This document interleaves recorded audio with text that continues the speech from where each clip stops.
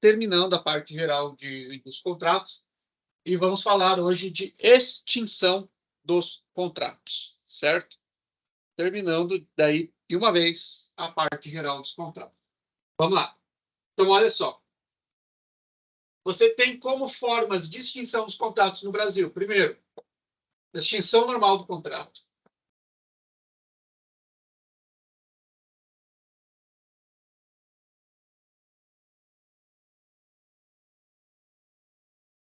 Tá? Segundo, extinção por fatos anteriores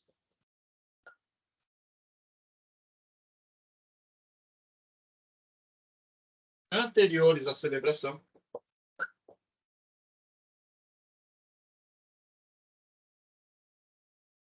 Três, extinção por fatos posteriores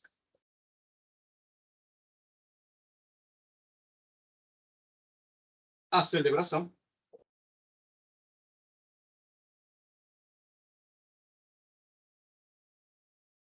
E quatro, extinção por morte. E nós vamos estudar cada uma delas aí agora, tá? Mas vocês já vão escrevendo aí cada uma delas, certo? Então é isso, tá? Então essas as 4 causas aí, possibilidades de extinção dos contratos de acordo com a nossa norma aí, de acordo com o Código Civil, tá? Primeira, extinção normal do contrato. Segunda, extinção por fatos anteriores à celebração. 3, extinção por fatos posteriores à celebração. E 4, extinção por morte. E agora vamos começar a estudar cada uma delas aí de forma mais detalhada. Certo? Primeiro, a forma normal. E aí, a gente já coloca o seguinte, aqui é o cumprimento da obrigação. Aqui é quando deu tudo certo, tá? Deu tudo certo, o cara pagou, o outro entregou, o negócio estava bom, não deu nenhuma intercorrência, foi cumprido o contrato, tá? É o cumprimento da obrigação, certo? Só que olha só, gente. Aqui pode ser tanto pelo cumprimento da obrigação como pelo final do prazo, né? Final do prazo previsto, certo? E aí é uma coisa que a gente tem que falar o seguinte. Lembra quando a gente estava falando lá desde o início da questão da boa-fé objetiva? Aqui também tem que ser mantido. Ó. Mesmo depois de cumprido a obrigação, mesmo depois de finalizado o prazo previsto, você tem que observar a boa-fé. Tá? A boa-fé você nunca vai conseguir fugir dela. Né? Algumas pessoas tentam fugir, tentam não cumprir isso aqui, tentam fazer de conta que não existe. Mas a boa-fé ela tem que ser observada antes, durante e depois. Certo? Em todo o momento, nós temos que observar a questão da boa-fé objetiva do contrato. Tá? E aí remetemos, né, obviamente, ao artigo 422 do Código Civil, que nós vamos ler agora aí, em conjunto. Não, mas... meu Deus, fiz errado. Espera aí. Vamos lá. Compartilhar a janela. Aqui. Civil. Exatamente. Aqui. Vamos lá. 422.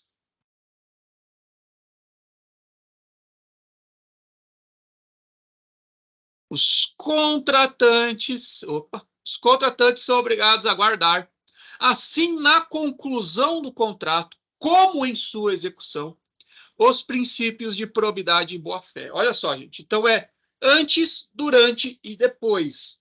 Em todas as fases, eu tenho que cumprir a questão da boa-fé. Não cumprir a boa-fé, fiz qualquer ato que destoie da boa-fé, do que se espera da minha conduta, se isso resultar em dano à outra parte, ela pode pedir a minha indenização, conforme vocês já viram aí, responsabilidade civil de acordo com o artigo 187 do Código Civil, que é lá a questão do abuso de direito, do ato ilícito e etc. Certo, gente? Então, essa é o cumprimento, a extinção normal do contrato. Fácil de entender. Extinção normal do contrato é quando está tudo normal, quando está tudo certo, está tudo bem. Então, o contrato se extingue quando? Quando a obrigação é cumprida, quando finaliza o prazo de sua vigência e está tudo certo. Beleza? Agora nós vamos começar a falar da extinção do contrato fora da normalidade. Né? Quando acontecem fatos anteriores, posteriores, ou então pela morte do agente, né? Morte dos contratantes, certo? Então, o segundo caso, extinção por fatos anteriores, certo? Por fatos anteriores. E aí, nós temos como primeira possibilidade disso a invalidade contratual.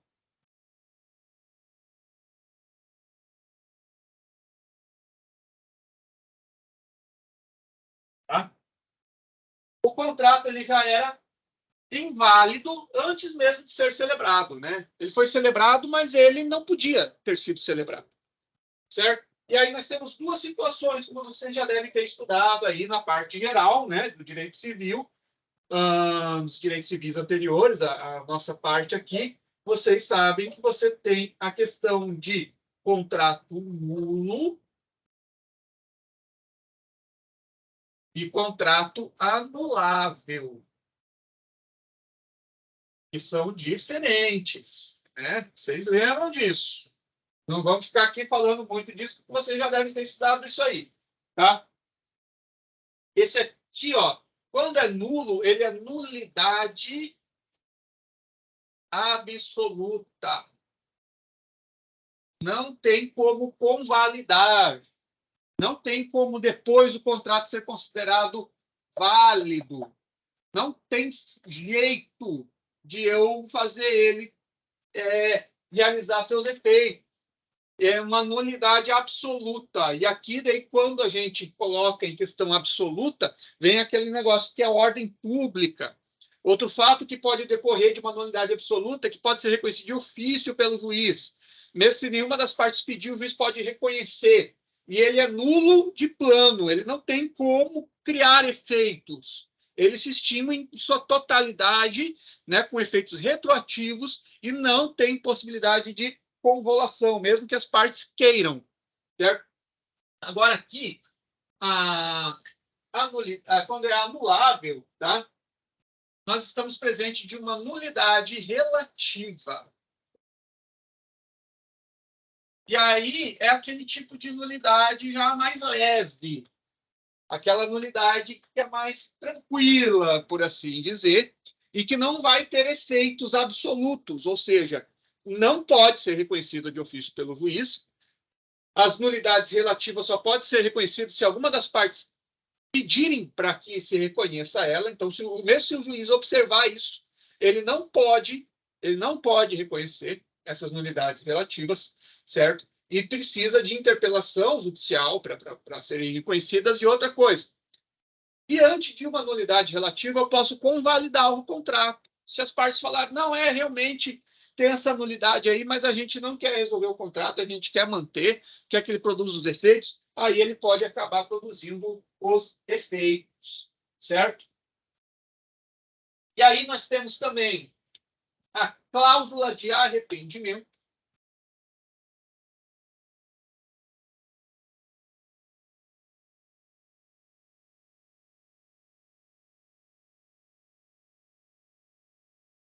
Cláusula de arrependimento.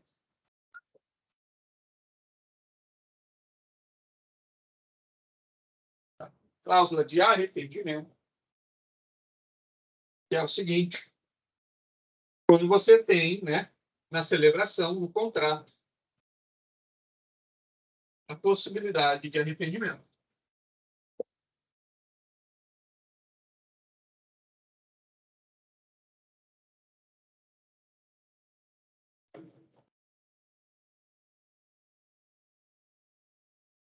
Isso aqui, gente, é muito presente e muito mais fácil de observar nos negócios feitos pela internet. Vocês vão estudar isso também em direito do consumidor, tá? Mas nas compras feitas fora do estabelecimento, por telefone ou por internet, eu tenho um prazo lá para poder me arrepender do negócio que eu fiz, certo? Então, eu posso alegar a cláusula de arrependimento, extinguir o contrato, devolver o produto, devolve o dinheiro e fica por isso aí, certo?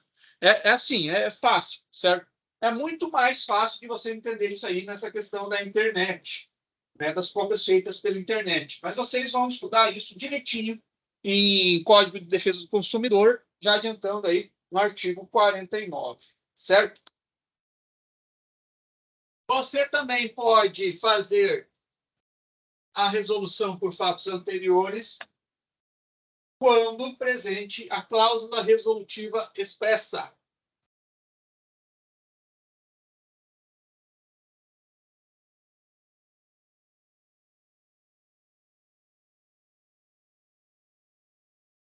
Cláusula resolutiva expressa, tá?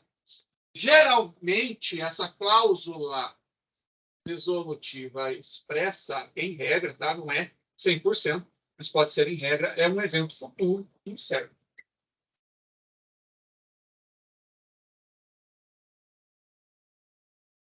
Tem na cláusula lá do contrato uma cláusula seguinte: se acontecer alguma coisa, se a outra parte fizer alguma coisa, se já se extingue o contrato antecipadamente, certo? Geralmente é feito, né, essa cláusula resolutiva expressa, geralmente é na questão de inadimplemento. Em caso de inadimplemento, o credor já pode considerar como vencidas todas as parcelas que tinha a vencer e se resolve o contrato. Isso é muito comum também em questão de contratos de financiamento, de imóveis, de veículos, leasing, né, de arrendamento mercantil. Geralmente é muito presente isso nesses contratos, tá? E olha só onde que nós podemos ver isso aí, no artigo 474. 474 do Código Civil. Vamos ver?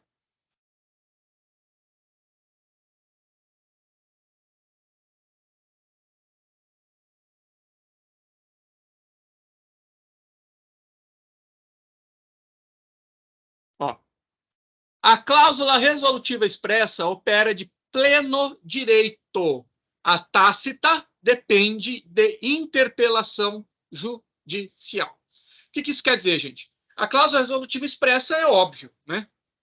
Se tiver lá no contrato escrito que, diante de tais situações, por exemplo, a partir da terceira parcela inadimplinda, o contrato já estará resolvido. Se tiver lá escrito isso expressamente, ela já opera aí de pleno direito. Eu não preciso ficar notificando a parte, eu não preciso ficar pedindo para o juiz reconhecer isso, eu não preciso entrar com uma ação para que seja reconhecido isso. Agora, a tácita é aquela que não está expressa, mas que se entende que se a pessoa cometer tal ato, não tem como manter o contrato, certo? Daí ela precisa de interpelação judicial. Para reconhecer, para eu fazer a cláusula resolutiva tácita, eu preciso entrar em juízo e pedir que o juiz assim declare, certo? Quem já fez contrato de financiamento de veículo sabe muito bem que existe uma cláusula resolutiva expressa, né, nesses contratos aí, que é padrão, certo? E aí, olha só, nós temos na quinta jornada de direito civil relativo a isso o seguinte enunciado: ó. A cláusula resolutiva expressa produz seus efeitos extintivos independentemente de pronunciamento judicial. Tá? Isso aí é a resolutiva expressa, certo? Só que é o seguinte, gente, existem situações em que, mesmo existindo uma cláusula resolutiva expressa, eu vou precisar de interpelação no juízo para ser reconhecida, ou então de uma notificação extrajudicial. Geralmente, isso, nos contratos de arrendamento e de financiamento de veículo, é muito presente isso. Tanto que, se vocês abrirem lá a lei da alienação fiduciária, vocês vão ver lá que eu só posso pedir a liminar de busca e apreensão no veículo se eu tiver feito a notificação extrajudicial anterior. Antes de entrar com o pedido de antecipação de tutela, eu tenho que ter feito a notificação extrajudicial do devedor, configurando ele em mora, para daí, depois disso, eu poder pedir a liminar de busca e apreensão do veículo. Sem isso, ele não está constituído em mora e eu não posso pedir a busca e apreensão do veículo e considerar como resolvido o contrato, certo? Isso aí é bem interessante de se observar nesse tipo de contrato. Olha só, quanto a isso, nós temos ainda a súmula 369 do STJ, que diz o seguinte, ó, no contrato de arrendamento mercantil, leasing, ainda que haja cláusula resolutiva expressa, é necessária a notificação prévia do arrendatário para constituí-lo em mora, tá? Nos contratos de alienação fiduciária, de financiamento de veículo, que é diferente, né, de arrendamento, você não precisa de uma súmula dessa do STJ, porque já está na lei de financiamento de alienação fiduciária a exigência de prévia notificação para constituição em mora e poder conseguir a busca e apreensão do veículo, certo? E agora nós vamos dar uma paradinha, gente, tá? Rapidão, para daí a gente dar continuidade, em que nós vamos falar sobre as causas de extinções posteriores à celebração. Já voltamos.